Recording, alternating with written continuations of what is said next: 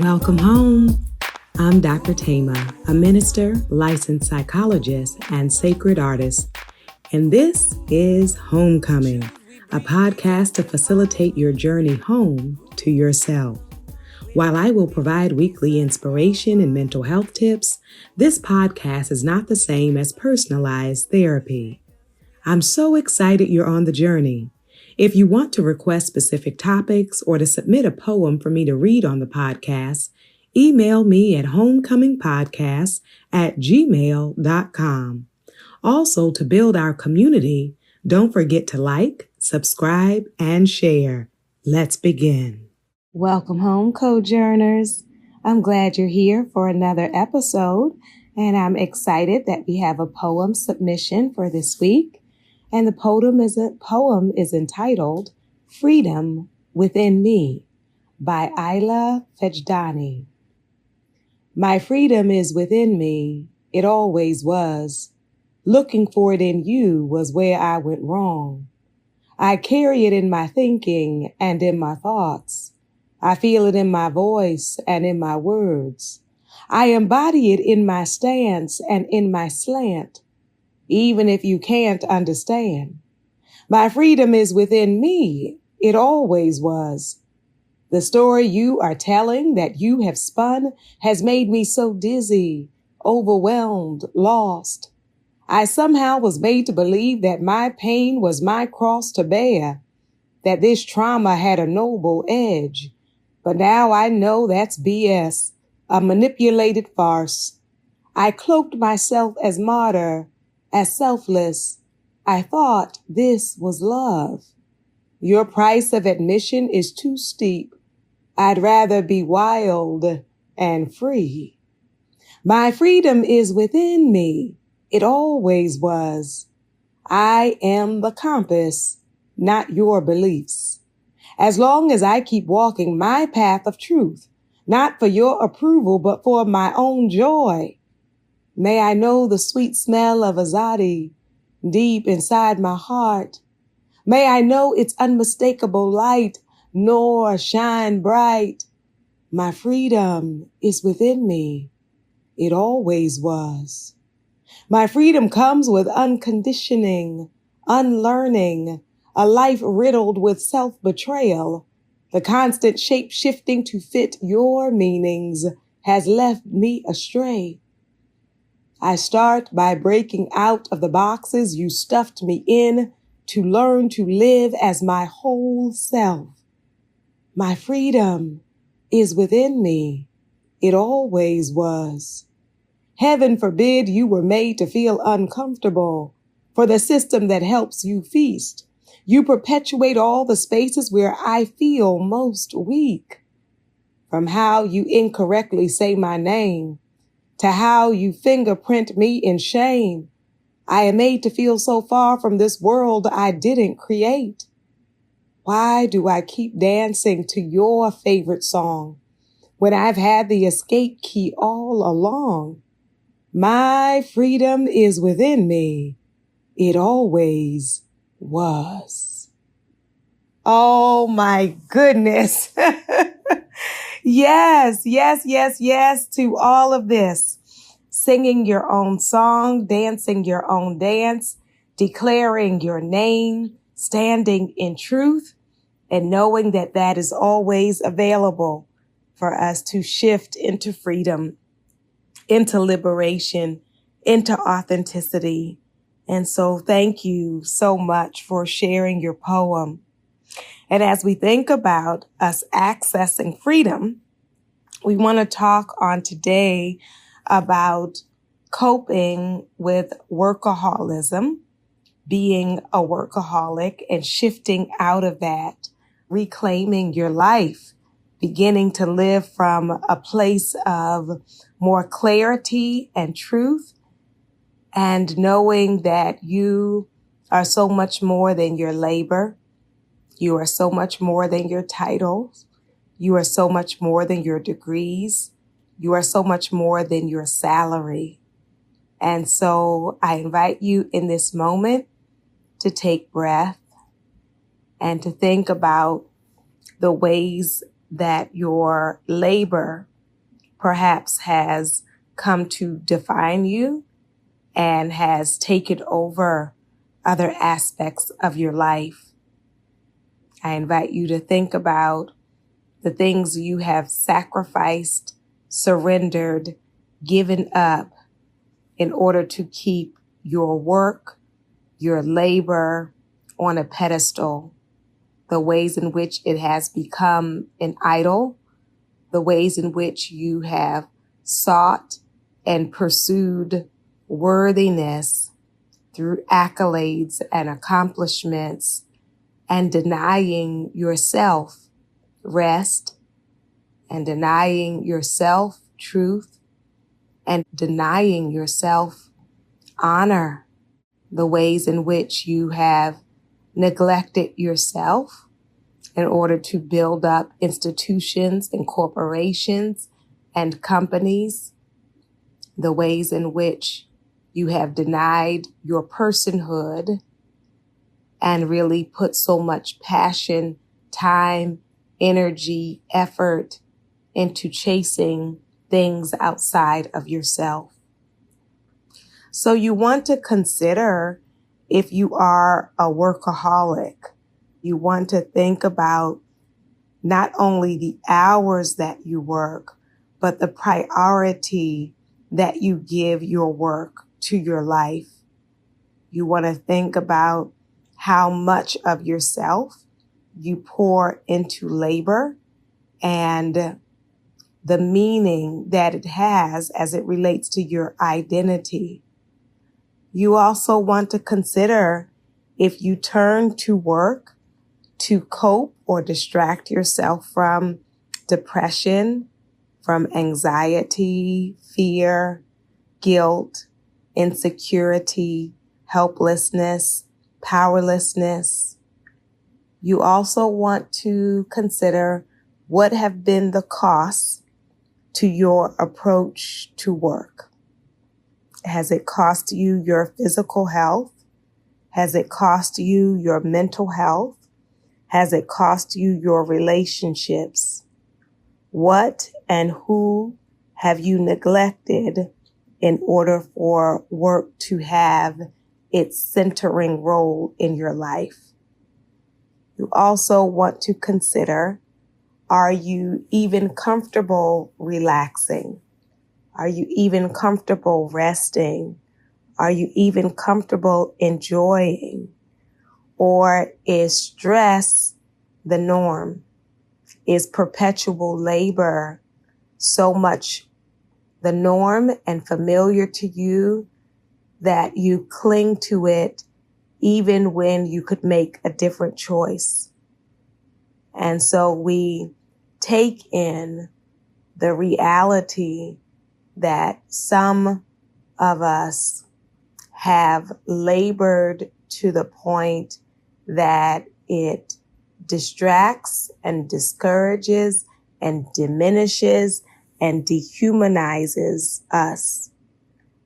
And so if you have come to a point in your life when you decide, I want to live, I do not just want to labor, I want to actually live.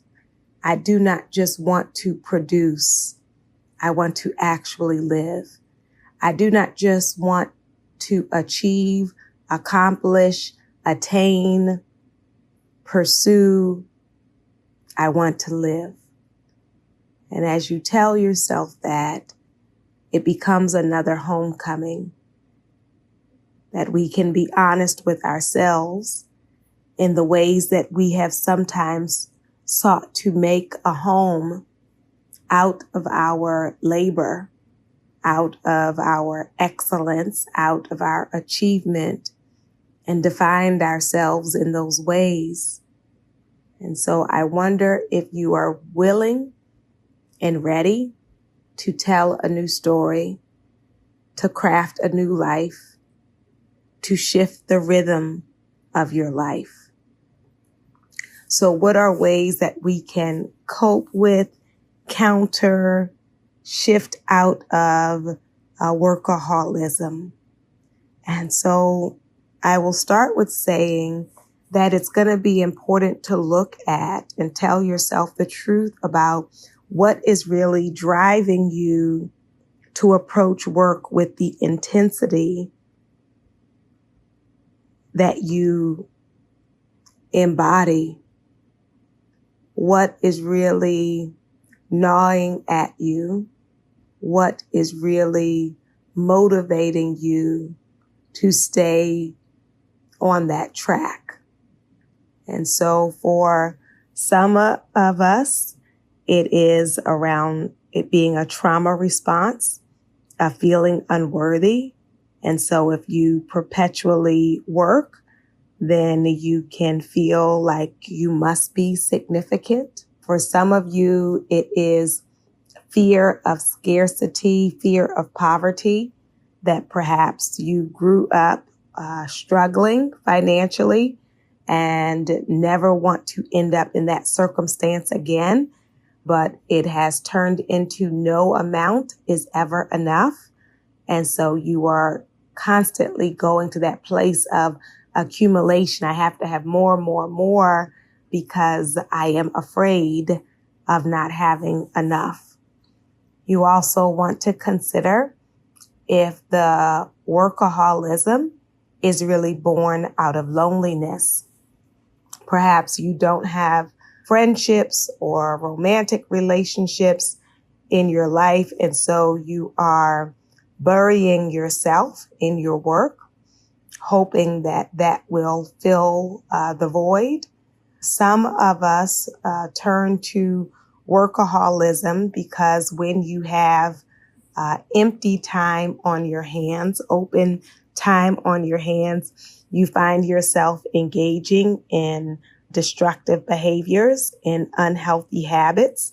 And so some people work to stay busy, feeling like they would not have the discipline or the capacity to choose their own wholeness if they slow down. Some of us really drown in workaholism as a result of socialization. You know, what were the messages that you were told about work? What were the messages that you were told about laziness? What were the messages you were told about significance? And so sometimes workaholism was modeled for you. And then even beyond the family dynamic, on a societal level, we know that often one of the first questions people ask you is, what do you do? Right? That people can make decisions, assumptions, judgments about you based on what you quote unquote do. And so considering where you received the message that you needed to be in perpetual motion, and that can show up around gender lines, what it means to be a good woman or a good man. It can show up around cultural lines, that, you know, the ways in which we define ourselves as a community can be directed around our labor. It can also show up in religious, spiritual spaces, that in order to be this spiritual person or religious person, that you have to be perpetually pouring, giving, encouraging, laboring, right? So I invite you to take sacred pause in this moment and consider, what are the messages that you received around work, and how has that shown up in the ways in which you approach work, the ways in which you define yourself, the ways in which you describe yourself. So in order for us to heal or cope, we have to know what the actual issue is. We have to know, what is it the void or the emptiness that I am trying to fill with all of this motion?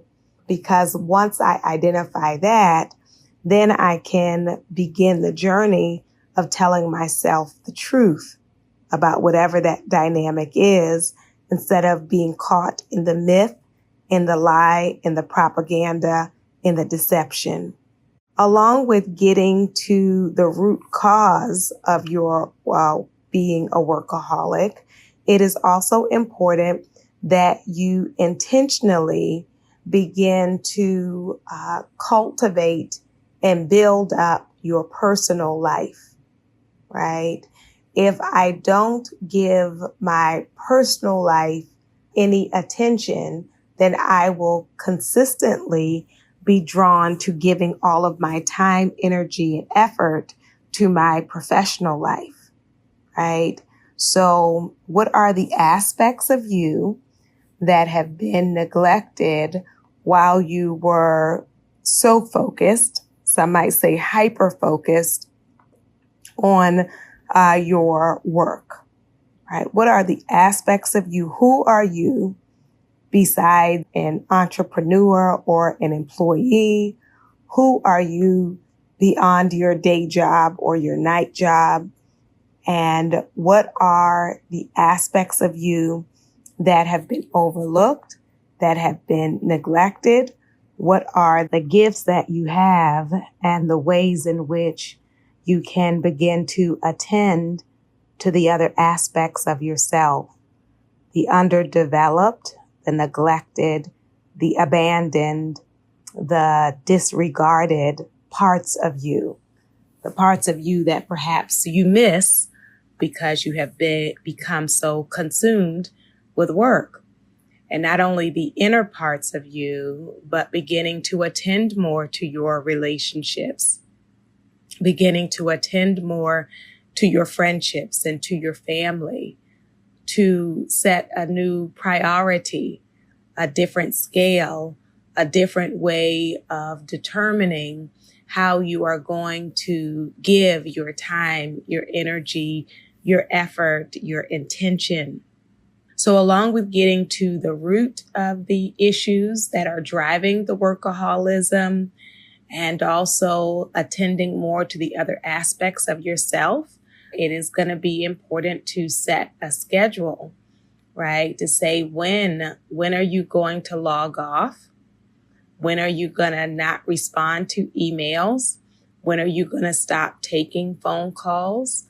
When are you going to stop working on that computer? When are you going to stop signing up for all of these additional shifts? If you are someone who works an hourly employee and you keep taking on additional shifts. And so to say, when am I and how am I ready to set a new pace for my life, a new rhythm to my life, and to plan accordingly, right? To plan accordingly.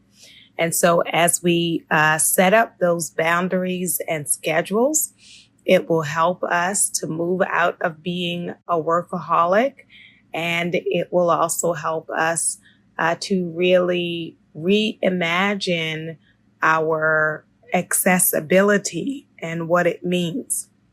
What are the messages that I am communicating when 24/7 I am always available and always working and always producing and always creating?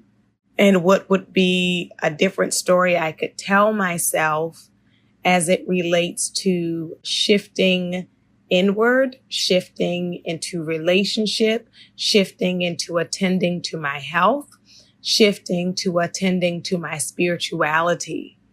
And so there are many, many parts of you. And so instead of just thinking about, oh, I have to stop working so much, to think instead about what is it I'm trying to start doing so much, right? So as a result of reducing so much of my energy, time, and focus in this arena, I will now be able to develop these other aspects of myself. And so we want to be mindful of that. You also want to think about taking protected time, not just how you schedule your week, but also your vacation time, your holiday time, your downtime, your time for stillness, for solitude, for reconnection with yourself and with others.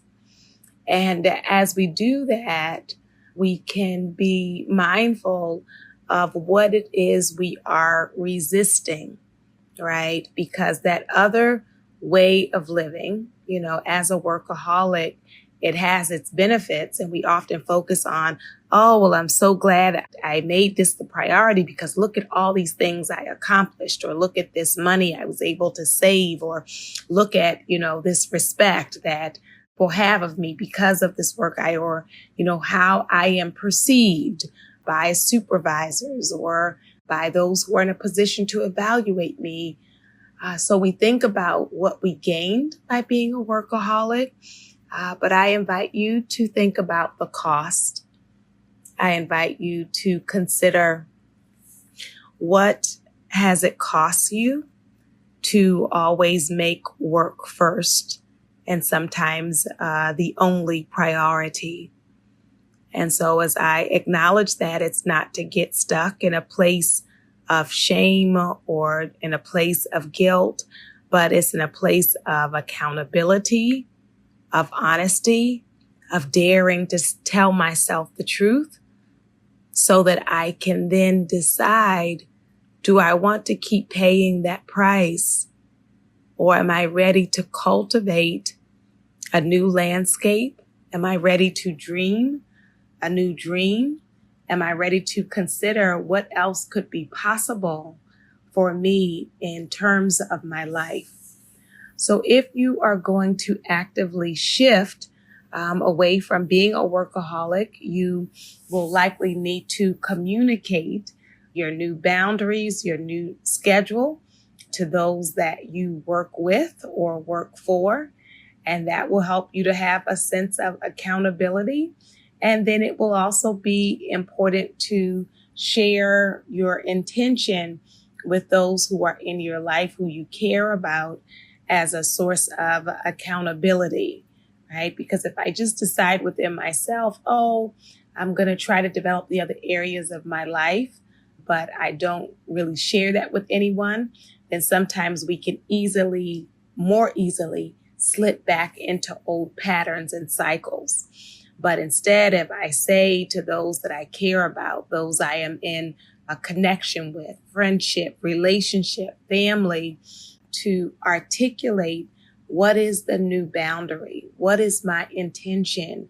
And so by speaking it, I am more likely to live it. By speaking it, I am more likely to live it. And so finally, I will say it's going to be important to change the narrative that we have about rest. What is your idea that you have been telling yourself about stillness or about slowing down, right? So that story is often like, I don't want to be lazy, or I don't want to be aimless, or I don't want to live a life that has no meaning or purpose. So we have, the story we tell ourselves then shapes and shifts the ways we approach life. And so what is the new story that you want to tell yourself about rest, about balance, about solitude, about slowing down? I invite you in this moment to tell yourself a new story and to let the new story guide the ways in which you live. I invite you in this moment to take sacred pause, to appreciate yourself for the work that you have done, and to acknowledge that there is more to you than that. To acknowledge that you miss the parts of you that are not on the clock, that are not in search of ambition or accomplishment, but the parts of you that have breathing room, growing room, living room. I invite your soul to tell your heart, mind, body, and spirit, welcome home.